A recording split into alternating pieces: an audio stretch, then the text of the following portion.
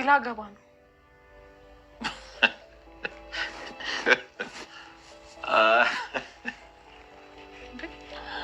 ምን ነው ሳክብኝ? እሽቅድምድምሽ ነው። ልትቀድሚኝ እኮ ነው። እኔ እኮ እየቀለድኩኝ አይደለም። ተይ እንጂ አንዬ፣ እውነቴን ነው አባዬ።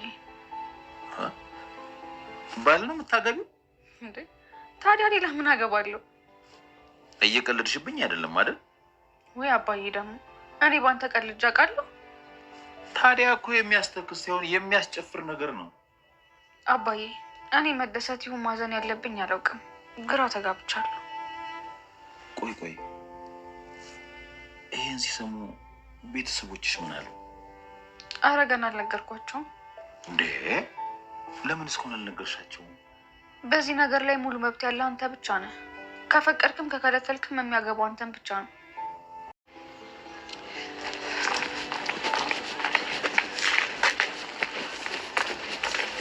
ድንብላል፣ ምንድን ነው? እኔ አልቻልኩም፣ አቅቶኛል።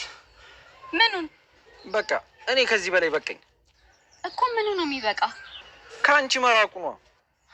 ዘሪሁን፣ አንተ ራስህ እኮ ነው አልፈልግሽም ያልከኝ። እኔማ እንደ ወንዶቹ መኩራቴ ነበር። ኩራት? አዎ፣ ትንሽ ቀን ላስጨንቅሽ ነበር፣ ግን ደግሞ ትርፉ የራሴ ጭንቀት ሆነ። ዘሪሁን፣ ይኸውልሽ ድንብላል፣ እኔ በጣም ነው የማፈቅርሽ።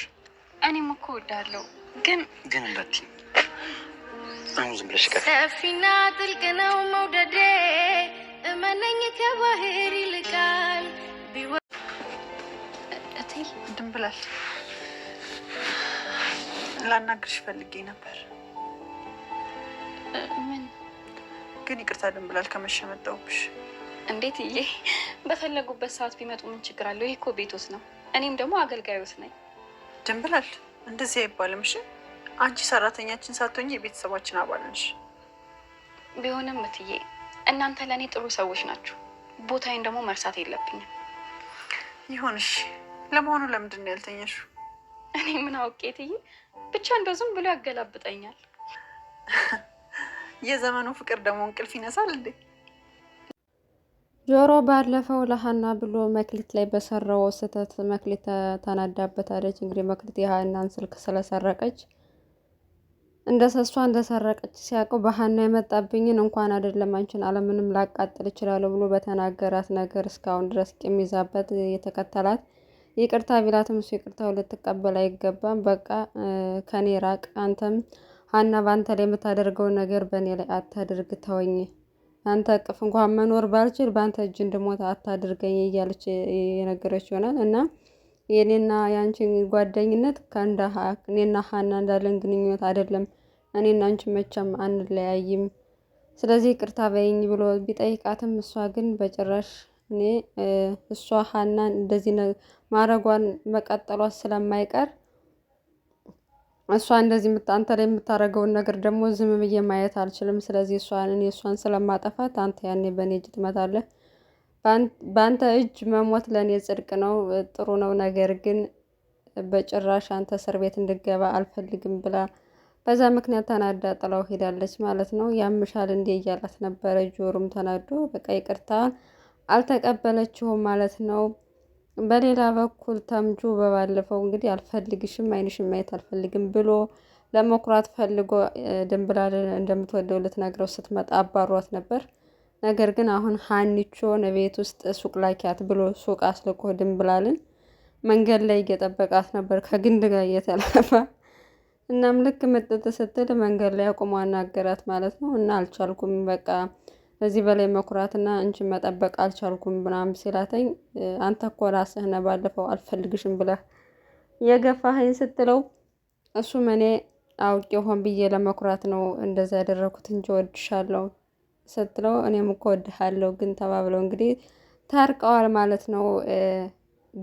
ድንብላልም የእርግብ ጉዳይ ስላሳሰባት እርግብ ስትለው እሷን አልፈልጋትም እኔ የምወደው አንቺን ነው ብለው ቁጭ ብለው የሆደ ወዳቸውን እያወሩ ነበር። እናም እሷ አላወቀችም ሀና እንደላከቻት እና ሀና ደግሞ ከቆየውባት ጥሩ አይደለም ብለው ነበር። ነገር ግን እሱ ነገራት። እኔ ነኝ ሆን ብዬ ሀና እንድትልክሽ ሱቅ እንድትልክሽ ያደረኩት ምናምን አታስቢ ምናምን ሲላት እና ታዲያ አንቺ እንዴት ነሽ ሲላተኝ ያው በቃ ብረሪ ብረሪ ይለኛል ወደ ሀገሬ እና እኔንም አብረሽኝ ይዘሽኝ ብረሪ እያላት ብቻ በጣም ደስተኛ ሆነው አብረው በዚህ ምክንያት እንግዲህ ደስተኛ ሆነዋል። በሌላ በኩል ሀኒቾ እዝራን በገዛ እጇ የጋብቻ ጥያቄ አቅርባለት ማለት አግባኝ ብለው ነበረ።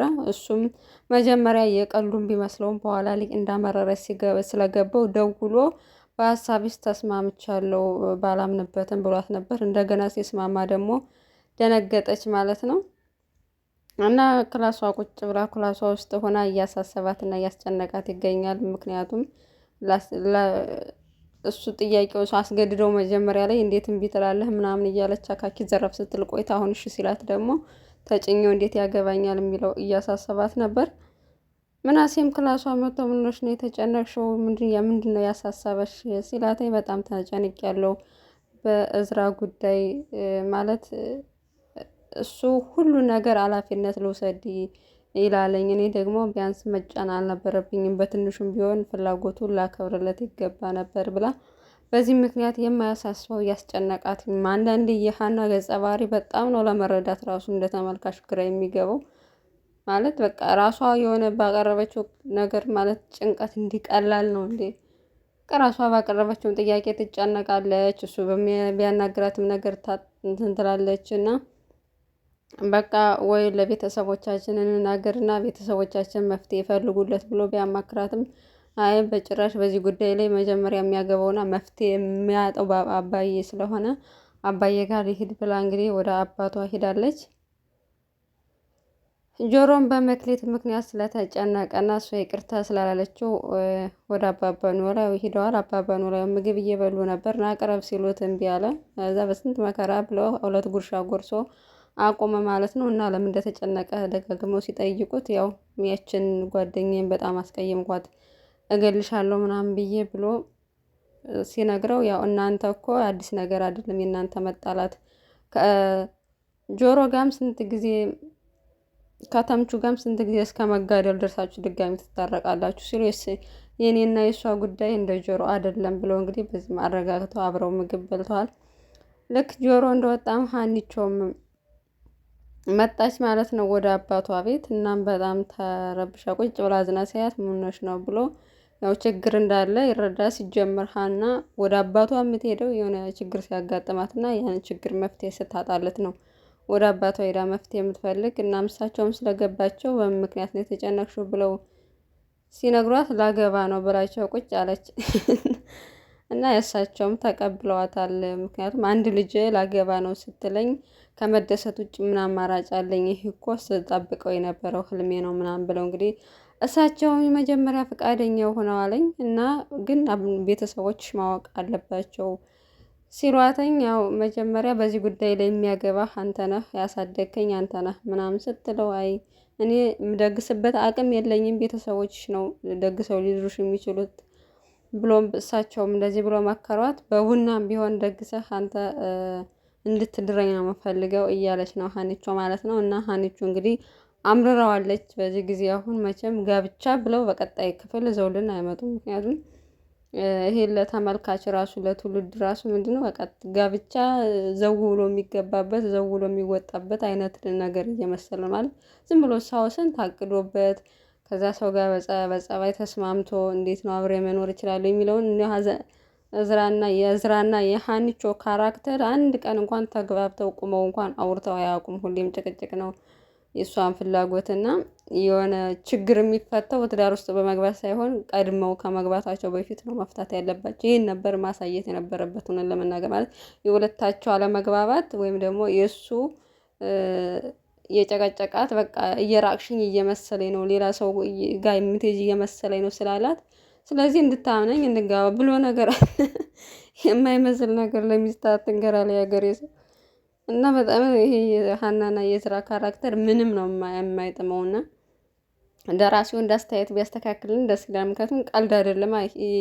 አንዳንዴ እንዴት ነው የገሃዱ ዓለም ነጸብራቅ ስለሆነ ድራማ የሚስተካከል ነገሩን ሪያሊቲ የመሰለ ነገር ቢያቀርቡ ጥሩ ነው እንጂ በቃ የሆነ ችግር ለመፍታት የሚገባበት አይደለም። በዛ ላይ ደግሞ ሄዳ ከቤተሰቦቿ ጋር ያለውን ችግር ከመነገር ለአባቷ ከመናገሯ በፊት ቤተሰቦቿ ጋር ያለውን ነገር ሁሉ ከመናገሯ በፊት ማለት ነው ሄዳ ከሱ ጋር ችግሯን መፍታት አለባት። ከዛ መግባባት አለባቸው እንጂ አሁን ሄዳ ለቤተሰብ ተናግራ ከዛ እንዴት እንደሚሆኑ አይታወቅም ማለት ነው። እናም እንግዲህ ድንብላልም የፍቅር ጥያቄውን ስለተቀበለች በጣም በየሄደችበት ሁሉ እየሳቀች ነው። አቶ መስፍንም መጥተዋል እቤት ድረስ ማለት ነው። እናም አቶ በቃሉ የድርጅታችን ጉዳይ እየተከታተለው ነው እና እየተከታተለ ነው ምናምን ብለው ነግሯት ነበር። እሷም በዚህ ምክንያት የሆነ ነገር ስላቀደ ነው እንጂ ለምን የኛን ጉዳይ ይከታተላል ብላ ስላሳሰባት እሷም ሰራተኛ ቀጥረው ሁለታቸውም እንግዲህ አቶ በቃሉ ሊከታተሉትና የሚሰራውን ስራ ለማየት ነው ያሰቡት። ይህን ነገር ለእኔ ተይልኝ እኔ እወጣዋለሁ ብሏታል። እንግዲህ አቶ መስፍን እንግዲህ ተከታትለው አቶ በቃሉ ይደርሱበታል አይደርሱበትም የሚለውን አብረን የምናይ ይሆናል። ውድ ተመልካቾቻችን